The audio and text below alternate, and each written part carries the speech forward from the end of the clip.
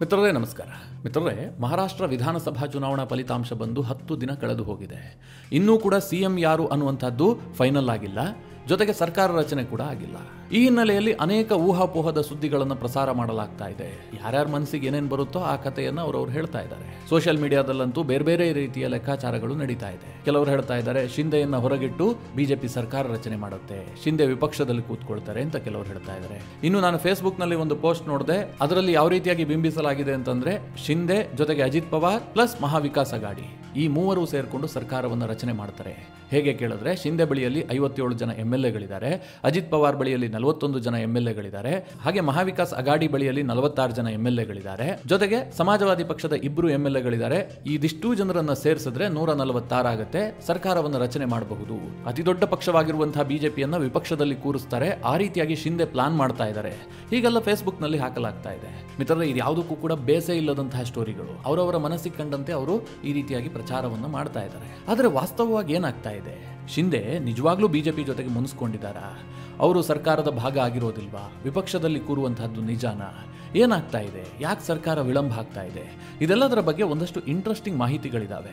ಮಹಾರಾಷ್ಟ್ರ ರಾಜಕಾರಣದಲ್ಲಿ ಏನೇನಾಗ್ತಾ ಇದೆ, ಯಾರು ಮುಖ್ಯಮಂತ್ರಿ ಆಗ್ತಾರೆ, ಸದ್ಯದ ಬೆಳವಣಿಗೆಗಳೇನು, ಇದೆಲ್ಲದರ ಬಗ್ಗೆ ಒಂದಷ್ಟು ಡೀಟೇಲ್ಸ್ಗಳು ಲಭ್ಯ ಆಗಿದೆ.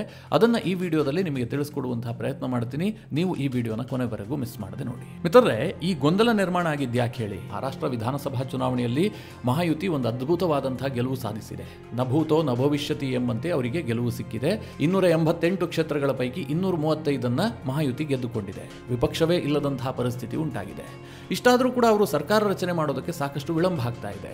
ಯಾವುದನ್ನು ಕೂಡ ಫೈನಲ್ ಮಾಡೋದಕ್ಕೆ ಸಾಧ್ಯ ಆಗ್ತಾ ಇಲ್ಲ. ಒಂದೇ ತೇರಿಗೆಳಿತಾ ಇದೆ, ಇನ್ನೊಂದೇ ನೀರಿಗೆಳಿತಾ ಇದೆ ಅನ್ನುವಂತಹ ಪರಿಸ್ಥಿತಿ ಮಹಾರಾಷ್ಟ್ರದಲ್ಲಿ ನಿರ್ಮಾಣ ಆಗಿದೆ. ಅಷ್ಟಕ್ಕೂ ಈ ಎಲ್ಲ ಗೊಂದಲಗಳಿಗೆ ಕಾರಣ ಏನು? ಎಲ್ಲದಕ್ಕೂ ಶಿಂಧೆನೇ ಕಾರಣವಾ ಅಥವಾ ಬಿಜೆಪಿಯಲ್ಲೂ ಗೊಂದಲಗಳಿದೆಯಾ ಅಂತ ನೋಡೋದಾದ್ರೆ, ಮೊದಲನೇದಾಗಿ ಈ ಊಹಾಪೋಹ ಹುಟ್ಕೊಂಡಿದ್ದೆಲ್ಲಿ ಕೇಳಿದ್ರೆ, ರಿಸಲ್ಟ್ ಬಂದ ಬಳಿಕ ಏಕನಾಥ್ ಶಿಂದೆ, ದೇವೇಂದ್ರ ಫಡ್ನವೀಸ್ ಮತ್ತು ಅಜಿತ್ ದಾದಾ ಪವಾರ್ ಮೂವರು ಕೂಡ ದೆಹಲಿಗೆ ಹೋಗ್ತಾರೆ. ಅಮಿತ್ ಶಾರನ್ನ ಭೇಟಿಯಾಗಿ ಮಾತುಕತೆಯನ್ನು ನಡೆಸ್ತಾರೆ. ಆ ಸಂದರ್ಭದಲ್ಲಿ ಒಂದು ಫೋಟೋ ಹೊರಗಡೆ ಬರುತ್ತೆ. ಆ ಫೋಟೋದಲ್ಲಿ ದೇವೇಂದ್ರ ಫಡ್ನವೀಸ್ ಬಹಳ ಖುಷಿಯಲ್ಲಿರ್ತಾರೆ, ನಗ್ನಗ್ತಾ ಇರ್ತಾರೆ. ಏಕನಾಥ್ ಶಿಂದೆ ಮಾತ್ರ ನನಗೂ ಇದಕ್ಕೂ ಸಂಬಂಧ ಇಲ್ಲ ಅನ್ನುವ ರೀತಿಯಲ್ಲಿ ಬೇರೆ ಎಲ್ಲ ನೋಡ್ತಾ ನಿಂತಿರ್ತಾರೆ. ಈ ಫೋಟೋವನ್ನು ಇಟ್ಟುಕೊಂಡು ರಾಷ್ಟ್ರೀಯ ಮಾಧ್ಯಮಗಳಲ್ಲಿ ಅನೇಕ ರೀತಿಯ ಸುದ್ದಿಯನ್ನು ಪ್ರಸಾರ ಮಾಡಲಾಯಿತು. ಏಕನಾಥ್ ಶಿಂದೆ ತೀರಾ ಬೇಸರಗೊಂಡಿದ್ದಾರೆ, ಅಮಿತ್ ಶಾ ಜೊತೆಗೆ ಮಾತುಕತೆ ಫಲಪ್ರದ ಆಗಿಲ್ಲ, ಹಾಗೆ ಹೀಗೆ ರೆಕ್ಕೆ ಪುಕ್ಕ ಕಟ್ಟಿ ಅನೇಕ ಸುದ್ದಿಗಳನ್ನು ಪ್ರಸಾರ ಮಾಡಲಾಯಿತು. ಇದಕ್ಕೆ ಸರಿಯಾಗಿ ಏಕನಾಥ್ ಶಿಂದೆ ದೆಹಲಿಯಿಂದ ನೇರವಾಗಿ ತನ್ನ ಹುಟ್ಟೂರಿಗೆ ಹೋಗ್ತಾರೆ. ಅವರು ಅನಂತರ ಯಾರ ಸಂಪರ್ಕಕ್ಕೂ ಸಂಪರ್ಕಕ್ಕೆ ಸಿಗೋದಿಲ್ಲ ಅಂದ್ರೆ ಅವರೇನು ಫೋನ್ ಸ್ವಿಚ್ ಆಫ್ ಮಾಡಿಕೊಂಡು ಯಾರ ಕಣ್ಣಿಗೂ ಕಾಣದೆ ಹೋಗಿದ್ದಂತಹದ್ದಲ್ಲ. ಅವರು ತನಗೆ ಅನಾರೋಗ್ಯ ಇದೆ, ಹೀಗಾಗಿ ನಾನು ಸ್ವಲ್ಪ ರೆಸ್ಟ್ ತೆಗೆದುಕೊಳ್ಳಬೇಕು, 1-2 ದಿನ ನಾನು ರಾಜಕೀಯದಲ್ಲಿ ಭಾಗಿಯಾಗೋದಿಲ್ಲ, ನಮ್ಮ ಪಕ್ಷದ ಇತರ ಮುಖಂಡರ ಜೊತೆಗೆ ಮಾತುಕತೆ ನಡೆಸಿ ಅಂತ ಹೇಳಿ ಅವರು ಯಾವುದೇ ರಾಜಕೀಯ ಚಟುವಟಿಕೆಯಲ್ಲಿ ಭಾಗಿಯಾಗೋದಿಲ್ಲ. ಅನಾರೋಗ್ಯದ ಕಾರಣವನ್ನು ನೀಡುತ್ತಾರೆ. ಇದು ಹಲವು ಅನುಮಾನಕ್ಕೆ ಕಾರಣ ಆಗುತ್ತೆ. ಮಿತ್ರರೇ, ಎಲ್ಲದಕ್ಕೂ ಕೂಡ ಒಂದು ಟೈಮಿಂಗ್ ಅಂತ ಇರುತ್ತಲ್ಲ, ಅದು ಬಹಳ ಇಂಪಾರ್ಟೆಂಟ್ ಆಗುತ್ತೆ. ನೀವು ಯಾವ ಟೈಮ್ ನಲ್ಲಿ ಏನಾಗುತ್ತೆ ಅಂತ. ಶಿಂದೆಗೆ ಈ ಹಿಂದೆಯೂ ಅನಾರೋಗ್ಯ ಆಗಿರಬಹುದು, ಆದ್ರೆ ಅದು ಯಾವುದು ಮ್ಯಾಟರ್ ಆಗಿರೋದಿಲ್ಲ. ಈಗ ಅವರು ಅನಾರೋಗ್ಯದ ಕಾರಣ ನೀಡಿ ತನ್ನ ಹುಟ್ಟೂರಿಗೆ ವಾಪಸ್ ಹೋಗ್ತಾರೆ. ಅವರ 2ನೇ ದೆಹಲಿಯ ಭೇಟಿಯೂ ಕೂಡ ರದ್ದಾಗುತ್ತೆ. ಅದಾದ ಬಳಿಕ ಸೋಮವಾರ ಏಕನಾಥ್ ಶಿಂದೆ ನೇತೃತ್ವದಲ್ಲೇ ಒಂದು ಮೀಟಿಂಗ್ ನಡಿಬೇಕಾಗಿತ್ತು. ಅದನ್ನು ಕೂಡ ಶಿಂದೆ ಕ್ಯಾನ್ಸಲ್ ಮಾಡ್ತಾರೆ. ಅದರಲ್ಲಿ ಅವರು ಭಾಗಿಯಾಗೋದಿಲ್ಲ. ನನಗೆ ಅನಾರೋಗ್ಯ ಇದೆ ಅಂತ ಏಕನಾಥ್ ಶಿಂದೆ ಹೇಳ್ತಾರೆ. ಹೀಗಾಗಿ ಈ ಊಹಾಪೋಹ ಜಾಸ್ತಿ ಆಗ್ತಾ ಬಂತು. ಯಾವಾಗ ಈ ರೀತಿಯಾಗಿ ವಿಳಂಬ ಆಗುತ್ತೋ ಆ ಸಂದರ್ಭದಲ್ಲಿ ಈ ಕತೆ ಕಟ್ತಾ ಇರ್ತಾರಲ್ಲ, ಅವರಿಗೂ ಒಂದು ಒಳ್ಳೆ ಅವಕಾಶ ಸಿಗುತ್ತೆ. ಮನಸ್ಸಿಗೆ ಬಂದಿದ್ದ ಕತೆ ಹೇಳಬಹುದು. ಕೆಲವರಂತೂ ಏನು ಹೇಳೋದಕ್ಕೆ ಶುರು ಮಾಡಿದ್ರು, ಏಕನಾಥ್ ಶಿಂದೆ ಸರ್ಕಾರದ ಭಾಗ ಆಗಿರೋದಿಲ್ಲ, ಅವರು ಹೊರಗಿದ್ದುಕೊಂಡು ಬಿಜೆಪಿಯ ಮೇಲೆ ಒಂದು ಪ್ರೆಷರ್ ಕ್ರಿಯೇಟ್ ಮಾಡ್ತಾರೆ. ಅಂದ್ರೆ ಯಾವುದೇ ಮಂತ್ರಿಗಿರಿಯನ್ನು ತೆಗೆದುಕೊಳ್ಳೋದಿಲ್ಲ, ಉಪಮುಖ್ಯಮಂತ್ರಿಯೂ ಆಗೋದಿಲ್ಲ, ಬಂಡಾಯನೂ ಹೇಳೋದಿಲ್ಲ, ಸರ್ಕಾರದಿಂದ ಹೊರಗಿದ್ದುಕೊಂಡು ಬಿಜೆಪಿಯ ಮೇಲೆ ಒತ್ತಡ ಹಾಕುವಂತಹದ್ದು. ಸದ್ಯ ಏಕನಾಥ್ ಶಿಂದೆ ಬಿಜೆಪಿಗೆ ಅನಿವಾರ್ಯ ಆಗಿದೆ. ಯಾಕೆ ಕೇಳಿದ್ರೆ ಮಹಾರಾಷ್ಟ್ರದ ಸರ್ಕಾರ ರಚನೆ ಮಾಡೋದಕ್ಕಲ್ಲ. ದೆಹಲಿಯಲ್ಲಿ ನರೇಂದ್ರ ಮೋದಿ ಅವರ ಸರ್ಕಾರ ಇದೆಯಲ್ಲ, ಈ ಬಾರಿ ನರೇಂದ್ರ ಮೋದಿ ಅವರಿಗೆ ಬಹುಮತ ಬಂದಿಲ್ಲ. ಹೀಗಾಗಿ NDA ಮಿತ್ರಕೂಟದ ಸರ್ಕಾರ ಇರುವಂತಹದ್ದು. ಏಕನಾಥ್ ಶಿಂದೆ ಅವರ 7 ಜನ MP ಗಳಿದ್ದಾರೆ. ಹೀಗಾಗಿ ದೆಹಲಿ ಸರ್ಕಾರದ ಮಟ್ಟಿಗೆ ಏಕನಾಥ್ ಶಿಂದೆ ಅವರ ಪಾತ್ರ ತುಂಬಾ ಮುಖ್ಯ ಆಗುತ್ತೆ. ಈ ಕಾರಣದಿಂದಾಗಿ ಕೇಂದ್ರ ಸರ್ಕಾರದ ಮೇಲೆ ಒತ್ತಡ ಹಾಕೋದಕ್ಕೆ ಏಕನಾಥ್ ಶಿಂದೆ ಮುಂದಾಗ್ತಾರೆ. ಹೀಗೆಲ್ಲ ಚರ್ಚೆಗಳು ನಡೆಯುತ್ತೆ ಶುರುವಾಯಿತು. ಆದ್ರೆ ಮಿತ್ರರೇ, ವಾಸ್ತವವಾಗಿ ಏಕನಾಥ್ ಶಿಂದೆಗೆ ಅನಾರೋಗ್ಯ ಆಗಿದ್ದು ನಿಜ. ಅವರಿಗೆ ತೀವ್ರವಾದಂತಹ ಸುಸ್ತು ಜೊತೆಗೆ ಜ್ವರದಿಂದ ಅವರು ಬಳಲ್ತಾ ಇದ್ರು. ಹೀಗಾಗಿ ಅವರು ಮನೆಯಲ್ಲಿ ರೆಸ್ಟ್ ಮಾಡ್ತಾ ಇದ್ರು. ಜೊತೆಗೆ ಈ ರಾಜಕೀಯ ಸನ್ನಿವೇಶಗಳು ಹೀಗಿದ್ದಂತಹ ಸಂದರ್ಭದಲ್ಲಿ ಸ್ವಲ್ಪ ಒತ್ತಡ ಕ್ರಿಯೇಟ್ ಮಾಡುವಂತಹ ಕೆಲಸವನ್ನ ಕೂಡ ಸಹಜವಾಗಿ ಒಬ್ಬ ನಾಯಕನಾಗಿ ಮಾಡ್ತಾರೆ. ಸರ್ಕಾರ ರಚನೆಗೆ ಯಾಕೆ ವಿಳಂಬ ಆಗ್ತಾ ಇದೆ, ಯಾವುದು ಯಾಕೆ ಫೈನಲ್ ಆಗ್ತಿಲ್ಲ ಕೇಳಿದ್ರೆ, ಏಕನಾಥ್ ಶಿಂದೆ ಮತ್ತು ಅಮಿತ್ ಶಾ ಮಾತುಕತೆ ಸಂದರ್ಭದಲ್ಲಿ ಏಕನಾಥ್ ಶಿಂದೆ ಕೆಲವೊಂದಷ್ಟು ಡಿಮ್ಯಾಂಡ್ಗಳನ್ನ ಇಟ್ಟಿದ್ರು. ಮುಖ್ಯವಾಗಿ ಅವರು ಕೇಳಿದ್ದು, ನನಗೆ ಸಿಎಂ ಬಿಟ್ಟುಕೊಡಿ, ನಾನು ಹೆಚ್ಚಿಗೆ ಮಂತ್ರಿಗಿರಿಯನ್ನ ಕೇಳೋದಿಲ್ಲ, ಸಿಎಂ ಸ್ಥಾನವನ್ನ ನನಗೆ ಬಿಟ್ಟುಕೊಡಿ, ಕೇಂದ್ರದ ವಿಚಾರಕ್ಕೆ ನಾನು ಬರೋದಿಲ್ಲ, ಕೇಂದ್ರದಲ್ಲಿ ನೀವೇನ್ ಬೇಕಾದ್ರೂ ಮಾಡ್ಕೊಳ್ಳಿ, ಹೀಗೆಲ್ಲ ಏಕನಾಥ್ ಶಿಂದೆ ಹೇಳಿದ್ರಂತೆ. ಅದಕ್ಕೆ ಅಮಿತ್ ಶಾ ಒಂದೇ ಉತ್ತರ ಕೊಟ್ಟರಂತೆ, ಈಗಾಗಲೇ ನಾವು ನಿಮಗೆ 2.5 ವರ್ಷ ಬಿಟ್ಟುಕೊಟ್ಟಿದೀವಿ, ದೊಡ್ಡ ಪಕ್ಷವಾಗಿದ್ರೂ ಕೂಡ ನಿಮ್ಮನ್ನೇ ಮುಖ್ಯಮಂತ್ರಿ ಮಾಡಿದೀವಿ, ಹೀಗಾಗಿ ಈಗ ನೀವು ಮುಖ್ಯಮಂತ್ರಿ ಹುದ್ದೆಗೆ ಡಿಮ್ಯಾಂಡ್ ಮಾಡೋದು ತಪ್ಪಾಗುತ್ತೆ. ನಮ್ಮ ಪಕ್ಷದ 132 ಜನ MLAಗಳು ಬಂದಿದ್ದಾರೆ, ಇಂತಹ ಸಂದರ್ಭದಲ್ಲಿ ನಾವು ಮುಖ್ಯಮಂತ್ರಿಯನ್ನ ಬಿಟ್ಟು ಕೊಟ್ಟಿದ್ದೆ ಆದ್ರೆ ಪಕ್ಷಕ್ಕೆ ಡ್ಯಾಮೇಜ್ ಆಗುತ್ತೆ, ನೆಗೆಟಿವ್ ಸಂದೇಶ ಹೋಗ್ಬಿಡುತ್ತೆ, ಹೀಗಾಗಿ ಮುಖ್ಯಮಂತ್ರಿ ಗಾದಿ ಬಿಡೋದಕ್ಕೆ ಸಾಧ್ಯ ಇಲ್ಲ, ಹೀಗಂತ ಅಮಿತ್ ಶಾ ಸ್ಪಷ್ಟವಾಗಿ ಹೇಳ್ತಾರೆ. ಅದಾಗ್ತಿದ್ದ ಹಾಗೆ ಏಕನಾಥ್ ಶಿಂದೆ 2ನೇ ಡಿಮ್ಯಾಂಡ್ ಇಡ್ತಾರೆ. ಅದೇನು ಕೇಳಿದ್ರೆ, ನನ್ನ ಪುತ್ರನನ್ನ ಉಪಮುಖ್ಯಮಂತ್ರಿ ಮಾಡಿ. ಬಹುತೇಕರಿಗೆ ಗೊತ್ತಿರಬಹುದು, ಏಕನಾಥ್ ಶಿಂದೆ ಅವರ ಮಗ ಡಾಕ್ಟರ್ ಶ್ರೀಕಾಂತ್ ಶಿಂದೆ ಈಗಾಗಲೇ ಸಂಸದರಾಗಿದ್ದಾರೆ. ಅವರು ಮಹಾರಾಷ್ಟ್ರದ ಕಲ್ಯಾಣ ಲೋಕಸಭಾ ಕ್ಷೇತ್ರದಿಂದ ಗೆದ್ದು ಸಂಸದರಾಗಿದ್ದಾರೆ. ಕೇಂದ್ರದಲ್ಲಿ ಅವರೇನು ಮಂತ್ರಿ ಆಗಿಲ್ಲ. ಶಿಂದೆಗೆ ಏನು ಆಸೆ ಇದೆ, ನನಗೆ ಮುಖ್ಯಮಂತ್ರಿ ಸ್ಥಾನ ಇಲ್ಲ ಅಂತಾದ್ರೆ ನನ್ನ ಮಗನನ್ನ ಉಪಮುಖ್ಯಮಂತ್ರಿ ಮಾಡಿ ಅಂತ ಶಿಂದೆ ಡಿಮ್ಯಾಂಡ್ ಇಟ್ರಂತೆ. ಆಗ ಅಮಿತ್ ಶಾ ಹೇಳಿದ್ರಂತೆ, ನಿಮಗೆ ನಿಮ್ಮ ಪಕ್ಷ ಉಳಿಸ್ಕೊಳ್ಳೋದಕ್ಕೆ ಆಸೆ ಇದೆಯಾ ಇಲ್ವಾ? ನೀವೇನಾದ್ರೂ ಈಗ ನಿಮ್ಮ ಮಗನನ್ನ ಉಪಮುಖ್ಯಮಂತ್ರಿ ಮಾಡಿದ್ದೆ ಆದ್ರೆ ಪಕ್ಷದಲ್ಲಿ ನೆಗೆಟಿವ್ ಸಂದೇಶ ಹೋಗುತ್ತೆ. ನೀವ್ ಹೇಗೆ ಉದ್ಧವ್ ಠಾಕ್ರೆ ವಿರುದ್ಧ ಸಿಡಿದೆದ್ದು 40 ಜನ ಶಾಸಕರನ್ನ ಕರೆದುಕೊಂಡು ಬಂದು ಮುಖ್ಯಮಂತ್ರಿ ಆದ್ರೂ, ನಾಳೆ ನಿಮ್ಮ ಪಕ್ಷದಲ್ಲೂ ಕೂಡ ಅದೇ ಸಿಚುವೇಶನ್ ನಿರ್ಮಾಣ ಆಗಬಹುದು. ನಿಮ್ಮ ಪಕ್ಷದಲ್ಲಿ ತುಂಬಾ ಸೀನಿಯರ್ ಶಾಸಕರಿದ್ದಾರೆ, ಬಾಳ್ ಠಾಕ್ರೆ ಕಾಲದಿಂದಲೂ ಇದ್ದಂತವರು ಶಾಸಕರಾಗಿದ್ದಾರೆ, ಅವ್ರನ್ನೆಲ್ಲ ನೀವು ಹೇಗೆ ಹಿಡಿದು ಇಟ್ಕೊಳ್ತೀರಿ? ಅವರೆಲ್ಲ ನಿಮ್ಮ ಮಗನ ಕೆಳಗೆ ಕೆಲಸ ಮಾಡೋದಕ್ಕೆ ಇಷ್ಟಪಡ್ತಾರ? ಯೋಚನೆ ಮಾಡಿ ಸ್ವಲ್ಪ, ಇದು ರೈಟ್ ಟೈಮ್ ಅಲ್ಲ, ನೀವೇ DCM ಆಗಿ ಅಂತ ಅಮಿತ್ ಶಾ ಸಲಹೆ ಕೊಟ್ಟರಂತೆ. ಈಗ ನಾವು ಕುಟುಂಬ ರಾಜಕಾರಣದ ವಿರುದ್ಧ ಮಾತನಾಡ್ತಾ ನೀವು ಮತ್ತೆ ಅದೇ ಕುಟುಂಬ ರಾಜಕಾರಣವನ್ನ ಮುನ್ನೆಲೆಗೆ ತಂದ್ರೆ ಇಡೀ ಮಹಾಯುತಿಗೆ ಹಿನ್ನಡೆಗೆ ಕಾರಣ ಆಗುತ್ತೆ ಅಂತ ಅಮಿತ್ ಶಾ ಸಲಹೆ ಕೊಟ್ಟರಂತೆ. ಆಗ ಏಕನಾಥ್ ಶಿಂದೆ ಹೇಳಿದ್ರಂತೆ, ನಾನೇನಾದ್ರೂ DCM ಆಗಬೇಕು ಅಂತಾದ್ರೆ ನನಗೆ ಪ್ರಭಾವಿ ಹುದ್ದೆ ಬೇಕಾಗುತ್ತೆ, ಅಂದ್ರೆ ದೊಡ್ಡ ಮಂತ್ರಿಗಿರಿ ಬೇಕು, ನನಗೆ ನೀವು ಗೃಹ ಇಲಾಖೆ ಕೊಟ್ಟಿದ್ದೆ ಆದ್ರೆ ನಾನು DCM ಆಗ್ತೀನಿ. ಆಗ ಅದಕ್ಕೆ ಫಡ್ನವೀಸ್ ವಿರೋಧ ವ್ಯಕ್ತಪಡಿಸಿದ್ರಂತೆ. ನಾನು ಮುಖ್ಯಮಂತ್ರಿ ಆಗಿರುವಂತಹ ಸಂದರ್ಭದಲ್ಲಿ ಗೃಹ ಇಲಾಖೆಯನ್ನ ಬಿಟ್ಟುಕೊಡುವ ಮಾತೇ ಇಲ್ಲ ಅಂತ ದೇವೇಂದ್ರ ಫಡ್ನವೀಸ್ ಹೇಳಿದ್ರಂತೆ. ಹೀಗಾಗಿ ಸ್ವಲ್ಪ ಗೊಂದಲಗಳು ನಿರ್ಮಾಣ ಆಯಿತು. ನನಗೆ ಸ್ವಲ್ಪ ಯೋಚಿಸೋದಕ್ಕೆ ಸಮಯ ಬೇಕು, ಅದು ಅಲ್ಲದೆ ನನಗೆ ಅನಾರೋಗ್ಯ ಇದೆ ಅಂತ ಶಿಂದೆ ದೆಹಲಿಯಿಂದ ನೇರವಾಗಿ ಅವರ ಹುಟ್ಟೂರಿಗೆ ಹೋಗ್ತಾರೆ.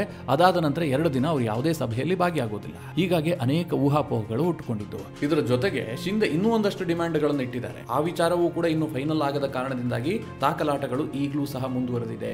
ಅದೇನು ಕೇಳಿದ್ರೆ, ನೀವು ಗೃಹ ಖಾತೆಯನ್ನು ಕೊಡೋದಿಲ್ಲ ಅಂತಾದ್ರೆ ಗ್ರಾಮೀಣಾಭಿವೃದ್ಧಿ ಜೊತೆಗೆ ಹಣಕಾಸು ಖಾತೆಯನ್ನು ನಮಗೆ ಕೊಡಬೇಕು ಅಂತ ಶಿಂದೆ ಡಿಮ್ಯಾಂಡ್ ಇಟ್ಟಿದ್ದಾರಂತೆ. ಇದು ಬಿಜೆಪಿಗೆ ದೊಡ್ಡ ಸವಾಲಿನ ಕೆಲಸ ಆಗಿದೆ. ಯಾಕೆ ಕೇಳಿದ್ರೆ, ಈಗಾಗಲೇ ನಗರಾಭಿವೃದ್ಧಿ ಮತ್ತು ಹಣಕಾಸನ್ನ ಅಜಿತ್ ದಾದ ಪವಾರ್ ಕೇಳ್ತಾ ಇದ್ದಾರೆ.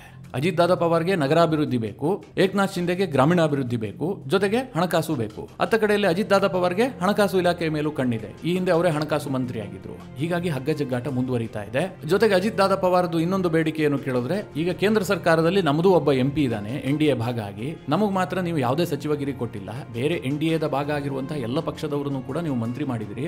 ಒಬ್ಬ MP ಗೆದ್ದವನಿಗೂ ಕೂಡ ಮಂತ್ರಿಗಿರಿ ಕೊಟ್ಟಿದ್ರಿ, ನನಗೆ ಯಾವುದೇ ಸ್ಥಾನ ಕೊಟ್ಟಿಲ್ಲ. ನಾನು ಕೇಂದ್ರದಲ್ಲಿ ಏನು ಸ್ಥಾನ ಕೊಡೋದಿಲ್ಲ, ನನಗೆ ರಾಜ್ಯದಲ್ಲಿ ಹೆಚ್ಚುವರಿ ಸ್ಥಾನ ಕೊಡಿ ಅಂತ ಅಜಿತ್ ದಾದ ಪವಾರ್ ಎಕ್ಸ್ಟ್ರಾ ಇನ್ನೊಂದು ಡಿಮ್ಯಾಂಡ್ ಇಟ್ಟಿದ್ದಾರಂತೆ. ಹೀಗಾಗಿ ಯಾವುದೇ ಕನ್ಕ್ಲೂಷನ್ಗೆ ಬರೋದಕ್ಕೆ ಸಾಧ್ಯ ಆಗಿಲ್ಲ. ಇದೇ ಕಾರಣದಿಂದ ಸ್ವಲ್ಪ ಹಗ್ಗಜಗ್ಗಾಟ ನಡೀತಾ ಇತ್ತು. ಇದಕ್ಕೋಸ್ಕರವಾಗಿ ಮಹಾಯುತಿ ಒಡೆದು ಹೋಗುತ್ತೆ, ಅಜಿತ್ ದಾದ ಪವಾರ್ ಏಕನಾಥ್ ಶಿಂದೆ ಜೊತೆಗೆ ಮಹಾವಿಕಾಸ್ ಅಘಾಡಿ ಸೇರ್ಕೊಂಡು ಸರ್ಕಾರ ರಚನೆ ಮಾಡ್ತಾರೆ ಎನ್ನುವಂತ ಊಹಾಪೋಹದ ಒಂದು ಸುದ್ದಿಯನ್ನು ಹರಡಲಾಗ್ತಾ ಇತ್ತು. ಎರಡನೇದಾಗಿ ಏಕನಾಥ್ ಶಿಂದೆ ವಿಪಕ್ಷದಲ್ಲಿ ಕೂತ್ಕೊಂಡ್ಬಿಡ್ತಾರೆ, ಹೀಗೊಂದು ಸುದ್ದಿಯನ್ನು ಕೂಡ ಹರಡಲಾಗ್ತಾ ಇತ್ತು. ಆದರೆ ಮಿತ್ರರೇ, ಇವತ್ತು ಎಲ್ಲವೂ ಕೂಡ ಕ್ಲಿಯರ್ ಆಗಿದೆ. ಏಕನಾಥ್ ಶಿಂದೆ ಇವತ್ತು ಆಸ್ಪತ್ರೆಗೆ ಹೋಗಿದ್ರು, ಅವರು ಆರೋಗ್ಯವನ್ನು ತಪಾಸಣೆ ಮಾಡಿಕೊಂಡ್ರು. ಜೊತೆಗೆ ದೇವೇಂದ್ರ ಫಡ್ನವೀಸ್ ನಿವಾಸದಲ್ಲಿ ಒಂದು ದೊಡ್ಡ ಸಭೆ ನಡೆದಿದೆ. ಆ ಸಭೆಗೆ ಏಕನಾಥ್ ಶಿಂದೆ ಬಣದ ಹಿರಿಯ ಶಾಸಕರುಗಳು ಕೂಡ ಭಾಗಿಯಾಗಿದ್ರು. ಅವರೆಲ್ಲರೂ ಕೂಡ ದೇವೇಂದ್ರ ಫಡ್ನವೀಸ್ ಮುಖ್ಯಮಂತ್ರಿ ಆಗೋದನ್ನು ಒಪ್ಕೊಂಡಿದ್ದಾರೆ ಎನ್ನುವಂತ ಸುದ್ದಿ ಬರ್ತಾ ಇದೆ. ರಾಷ್ಟ್ರೀಯ ಮಾಧ್ಯಮಗಳಲ್ಲಿ ಅದೇ ರೀತಿಯಾಗಿ ಸುದ್ದಿ ಮಾಡಲಾಗ್ತಾ ಇದೆ. ಬಹುತೇಕ ದೇವೇಂದ್ರ ಫಡ್ನವೀಸ್ ಮುಂದಿನ ಮುಖ್ಯಮಂತ್ರಿ ಆಗುವಂತದ್ದು ಕನ್ಫರ್ಮ್. ನಾಳೆ ಬಿಜೆಪಿಯ ಶಾಸಕಾಂಗ ಪಕ್ಷದ ಸಭೆ ನಡೆಯುತ್ತೆ. ಆ ಸಭೆಗೆ ಕೇಂದ್ರದಿಂದ 2 ವೀಕ್ಷಕರು ಬರ್ತಾರೆ. ನಿರ್ಮಲಾ ಸೀತಾರಾಮನ್ ಮತ್ತು ವಿಜಯ್ ರೂಪಾಣಿ ಇಬ್ರು ಕೂಡ ವೀಕ್ಷಕರಾಗಿ ಬರ್ತಾ ಇದ್ದಾರೆ. ಆ ಶಾಸಕಾಂಗ ಪಕ್ಷದ ಸಭೆಯಲ್ಲಿ ಶಾಸಕಾಂಗ ಪಕ್ಷದ ನಾಯಕನ ಆಯ್ಕೆ ಆಗುತ್ತೆ, ಅಂದ್ರೆ ಮುಂದಿನ ಮುಖ್ಯಮಂತ್ರಿ ಯಾರು ಅನ್ನುವಂಥದ್ದು ಆಯ್ಕೆ ಆಗುತ್ತೆ. ಬಹುತೇಕ ದೆಹಲಿಯಿಂದ ಬಂದ ಮಾಹಿತಿಯನ್ನು ಕೇಳಿದ್ರೆ ದೇವೇಂದ್ರ ಫಡ್ನವೀಸ್ ಅವರೇ ಫೈನಲ್. ಈ ಬಾರಿ ಯಾವುದೇ ಅಚ್ಚರಿ ಆಯ್ಕೆಯನ್ನ ಬಿಜೆಪಿ ಹೈಕಮಾಂಡ್ ಮಾಡೋದಕ್ಕೆ ನಿರ್ಧಾರ ಮಾಡಿಲ್ಲ. ಯಾಕೆಂದ್ರೆ ಫಡ್ನವೀಸ್ ನೇತೃತ್ವದಲ್ಲಿ ಮಹಾರಾಷ್ಟ್ರವನ್ನು ಗೆದ್ದಿರುವಂತಹದ್ದು, ಅವರಿಗೆ ಮುಖ್ಯಮಂತ್ರಿ ಸ್ಥಾನ ಕೊಡಬೇಕು ಅಂತ ಅಮಿತ್ ಶಾ, ಮೋದಿ, JP ನಡ್ಡಾ ಎಲ್ಲರೂ ಕೂಡ ನಿರ್ಧಾರ ಮಾಡಿದ್ದಾರೆ. ಇದರಲ್ಲಿ ಯಾವುದೇ ರೀತಿಯ ವ್ಯತ್ಯಾಸ ಆಗೋದಕ್ಕೆ ಸಾಧ್ಯವೇ ಇಲ್ಲ ಅಂತ ಹೇಳಲಾಗ್ತಾ ಇದೆ. ಮಿತ್ರರೇ, ಈಗೊಂದು ಪ್ರಶ್ನೆ ಬರಬಹುದು, ಇದೆಲ್ಲವೂ ಫೈನಲ್ ಆಗಿದ್ರೆ ಯಾಕೆ ಘೋಷಣೆ ಮಾಡಿಲ್ಲ? ಮಹಾರಾಷ್ಟ್ರದಲ್ಲಿ ವಿಪಕ್ಷದವರು ಕೂಡ ಇದೇ ಪ್ರಶ್ನೆಯನ್ನ ಕೇಳ್ತಾ ಇದ್ದಾರೆ. 10 ದಿನ ಆಯಿತು ಫಲಿತಾಂಶ ಬಂದು, ಜನರು ಇಷ್ಟೊಂದು ದೊಡ್ಡ ಮ್ಯಾಂಡೇಟ್ ಅನ್ನು ಕೊಟ್ಟಿದ್ದಾರೆ, ನೀವು ಜನರ ಆಶೋತ್ತರವನ್ನು ಈಡೇರಿಸ್ತಾ ಇಲ್ಲ, ಎಲ್ಲಿದೆ ಮಹಾರಾಷ್ಟ್ರದ ಸರ್ಕಾರ? ಹೀಗೆಲ್ಲ ವಿಪಕ್ಷದವರು ಪ್ರಶ್ನೆ ಮಾಡ್ತಾ ಇದ್ದಾರೆ. ಮಿತ್ರರೇ, ಮೊದಲನೇದಾಗಿ ಸರ್ಕಾರ ರಚನೆಗೆ ಅಡ್ಡಿಯಾಗಿದ್ದು ಅಮಾವಾಸ್ಯೆ ಕೂಡ ಒಂದು ಅಡ್ಡಿ ಆಯಿತು. ಮಧ್ಯದಲ್ಲಿ ಅಮಾವಾಸ್ಯೆ ಬಂದ ಕಾರಣದಿಂದಾಗಿ ಅಮಾವಾಸ್ಯೆಯನ್ನು ಕಳೆದು ಸರ್ಕಾರವನ್ನು ರಚನೆ ಮಾಡೋದಕ್ಕೆ ಫಡ್ನವೀಸ್ ನಿರ್ಧಾರ ಮಾಡಿದ್ದಾರೆ ಅಂತ ಹೇಳಲಾಗುತ್ತೆ. ಯಾಕೆಂದ್ರೆ ದೇವೇಂದ್ರ ಫಡ್ನವೀಸ್ ಅವರಿಗೆ ಇದರಲ್ಲೆಲ್ಲ ತುಂಬಾ ನಂಬಿಕೆ ಇದೆ. ಈ ಕಾರಣದಿಂದಾಗಿ ಅವರು ಅಮಾವಾಸ್ಯೆಯ ನಂತರ ಸರ್ಕಾರ ರಚನೆ ಮಾಡೋದಕ್ಕೆ ನಿರ್ಧಾರ ಮಾಡಿದ್ರು. 2ನೇ ತಾರೀಕು ಇಲ್ಲ 5ನೇ ತಾರೀಕು ಪ್ರಮಾಣ ವಚನಕ್ಕೆ ಸಮಯ ನಿಗದಿಯಾಗಿತ್ತು. ಡಿಸೆಂಬರ್ 2ನೇ ತಾರೀಕು ಮಾಡೋದಕ್ಕೆ ಏಕನಾಥ್ ಶಿಂದೆ ಅವರಿಗೆ ಅನಾರೋಗ್ಯ ಇತ್ತು. ಹೀಗಾಗಿ ಸರ್ಕಾರ ರಚನೆಯ ಕುರಿತಾಗಿ ಮಹತ್ವದ ಸಭೆಗಳನ್ನು ನಡೆಸೋದಕ್ಕೆ ಸಾಧ್ಯ ಆಗದೆ ಅದು ರದ್ದಾಗಿತ್ತು. ಈ ಈ ಕಾರಣದಿಂದ ಡಿಸೆಂಬರ್ 5ಕ್ಕೆ ಮುಂದೂಡಲಾಗಿದೆ. ಡಿಸೆಂಬರ್ 5ನೇ ತಾರೀಕು ಈಗಾಗಲೇ ಎಲ್ಲ ಸಿದ್ಧತೆಗಳಾಗಿದೆ. ಅಲ್ಲಿ ಪ್ರಮಾಣ ವಚನ ಸ್ವೀಕಾರ ಸಮಾರಂಭ ನಡೆಸೋದಕ್ಕೆ ವೇದಿಕೆ ಕೂಡ ಸಿದ್ಧ ಆಗಿದೆ. ಈಗ ಬರ್ತಿರುವ ಮಾಹಿತಿ ಪ್ರಕಾರ ದೇವೇಂದ್ರ ಫಡ್ನವೀಸ್ ಮುಖ್ಯಮಂತ್ರಿ ಆಗ್ತಾರೆ, ಅಜಿತ್ ದಾದಾ ಪವಾರ್ ಉಪಮುಖ್ಯಮಂತ್ರಿ ಆಗ್ತಾರೆ. ಇನ್ನೊಂದು ಕಡೆ ಏಕನಾಥ್ ಶಿಂದೆಯೂ ಕೂಡ ಉಪಮುಖ್ಯಮಂತ್ರಿಯಾಗಿ ಅಧಿಕಾರವನ್ನು ಸ್ವೀಕರಿಸ್ತಾರೆ. ಈ ಬಾರಿ ಗೃಹ ಇಲಾಖೆ ದೇವೇಂದ್ರ ಫಡ್ನವೀಸ್ ಅವರ ಬಳಿಯಲ್ಲೇ ಉಳಿಯುತ್ತೆ ಅಥವಾ ಬಿಜೆಪಿಯ ಒಬ್ಬರನ್ನ ಗೃಹ ಇಲಾಖೆಯ ಮಂತ್ರಿಯನ್ನಾಗಿ ಮಾಡಲಾಗುತ್ತೆ. ಶಿಂದೆ ಸ್ಪೀಕರ್ ಸ್ಥಾನಕ್ಕೂ ಬೇಡಿಕೆ ಇಟ್ಟಿದ್ರಂತೆ, ಆದರೆ ಅದನ್ನ ಬಿಟ್ಟುಕೊಡೋದಕ್ಕೆ ಬಿಜೆಪಿ ಸಿದ್ಧ ಇಲ್ಲ. ಬದಲಾಗಿ ಶಿಂದೆ ಬಣಕ್ಕೆ ಕಾನೂನು ಮತ್ತು ನಗರಾಭಿವೃದ್ಧಿ ಇಲಾಖೆಯನ್ನ ಕೊಡೋದಕ್ಕೆ ಬಿಜೆಪಿ ಒಪ್ಪಿಕೊಂಡಿದೆ ಅಂತ ಹೇಳಲಾಗ್ತಾ ಇದೆ. ಅಜಿತ್ ದಾದಾ ಪವಾರ್ ಬಣಕ್ಕೆ ಹಣಕಾಸು ಇಲಾಖೆಯನ್ನ ಕೊಟ್ಟು ಇತರೆ 8 ಖಾತೆಗಳನ್ನು ಕೊಡೋದಕ್ಕೆ ಬಿಜೆಪಿ ನಿರ್ಧಾರ ಮಾಡಿದೆ ಅಂತ ಹೇಳಲಾಗ್ತಾ ಇದೆ. ಯಾವುದು ಕೂಡ ಕನ್ಫರ್ಮ್ ಅಲ್ಲ. ಈ ರೀತಿಯ ಸುದ್ದಿಗಳನ್ನು ಮಹಾರಾಷ್ಟ್ರದ ಮಾಧ್ಯಮಗಳು ಮಾಡ್ತಾ ಇದ್ದಾವೆ. ಇನ್ನೊಂದು ಮಾಹಿತಿಯ ಪ್ರಕಾರ ಡಿಸೆಂಬರ್ 5ನೇ ತಾರೀಕು ನಡೆಯುವಂತಹ ಪ್ರಮಾಣ ವಚನ ಕಾರ್ಯಕ್ರಮದಲ್ಲಿ ಯಾವುದೇ ಸಚಿವರು ಪ್ರಮಾಣ ವಚನವನ್ನು ಸ್ವೀಕರಿಸುವುದಿಲ್ಲ. ಮುಖ್ಯಮಂತ್ರಿ ಹಾಗೂ ಇಬ್ಬರು ಉಪಮುಖ್ಯಮಂತ್ರಿಗಳು ಮಾತ್ರ ಪ್ರಮಾಣ ವಚನವನ್ನು ಸ್ವೀಕಾರ ಮಾಡ್ತಾರೆ ಅಂತ ಹೇಳಲಾಗ್ತಾ ಇದೆ. ಆದರೆ ಇನ್ನು ಕೆಲ ಮಾಧ್ಯಮಗಳಲ್ಲಿ 30ಕ್ಕೂ ಹೆಚ್ಚು ಸಚಿವರು ಪ್ರಮಾಣ ವಚನ ಸ್ವೀಕರಿಸುವ ಸಾಧ್ಯತೆ ಇದೆ ಅಂತ ಸುದ್ದಿ ಪ್ರಸಾರ ಮಾಡ್ತಾ ಇದ್ದಾವೆ. ಹೀಗಾಗಿ ಗೊಂದಲಗಳು ಈಗಲೂ ಇದೆ. ಆದರೆ ಒಂದು ವಿಚಾರ ಕನ್ಫರ್ಮ್ ಏನು ಕೇಳಿದ್ರೆ ಏಕನಾಥ್ ಶಿಂದೆ ಉಪಮುಖ್ಯಮಂತ್ರಿ ಆಗ್ತಾರೆ, ಹಾಗೆ ಅಜಿತ್ ದಾದಾ ಪವಾರ್ ಕೂಡ ಉಪಮುಖ್ಯಮಂತ್ರಿಯಾಗಿ ಅಧಿಕಾರವನ್ನು ಸ್ವೀಕಾರ ಮಾಡ್ತಾರೆ. ದೇವೇಂದ್ರ ಫಡ್ನವೀಸ್ ಅವರೇ ಮುಖ್ಯಮಂತ್ರಿಯಾಗಿ ಅಧಿಕಾರವನ್ನು ಸ್ವೀಕಾರ ಮಾಡ್ತಾರೆ. ಈ 3 ವಿಚಾರಗಳಲ್ಲಿ ಯಾವುದೇ ವ್ಯತ್ಯಾಸ ಆಗೋದಿಲ್ಲ. ಇದು ಫೈನಲ್ ಆಗಿದೆ ಅನ್ನುವಂಥ ಸುದ್ದಿ ಈಗ ಖಚಿತಪಡ್ತಾ ಇದೆ. ಮಿತ್ರರೇ, ಈ ಬಗ್ಗೆ ನೀವೇನು ಹೇಳ್ತೀರಿ? ನಿಮ್ಮ ಅನಿಸಿಕೆ ಅಭಿಪ್ರಾಯವನ್ನು ಕಮೆಂಟ್ ಮಾಡುವ ಮೂಲಕ ನಮಗೆ ತಿಳಿಸಿ. ಹಾಗೆ ನಿಮಗೆ ಈ ವಿಡಿಯೋ ಇಷ್ಟವಾದರೆ ಲೈಕ್ ಮಾಡಿ. ಜೊತೆಗೆ ನೀವಿನ್ನೂ ನಿಮ್ಮ ನೆಚ್ಚಿನ ಸಂಸ್ಕಾರ ಸೌರಭ ಯೂಟ್ಯೂಬ್ ಚಾನಲ್ನ ಸಬ್ಸ್ಕ್ರೈಬ್ ಮಾಡಿಲ್ಲ ಅಂತಾದರೆ ಈ ಕೂಡಲೇ ಸಬ್ಸ್ಕ್ರೈಬ್ ಮಾಡಿ. ಮುಂದಿನ ಎಲ್ಲ ಅಪ್ಡೇಟ್ಗಳ ನೋಟಿಫಿಕೇಷನ್ಗಾಗಿ ಬೆಲ್ ಐಕಾನ್ ಒತ್ತಿ.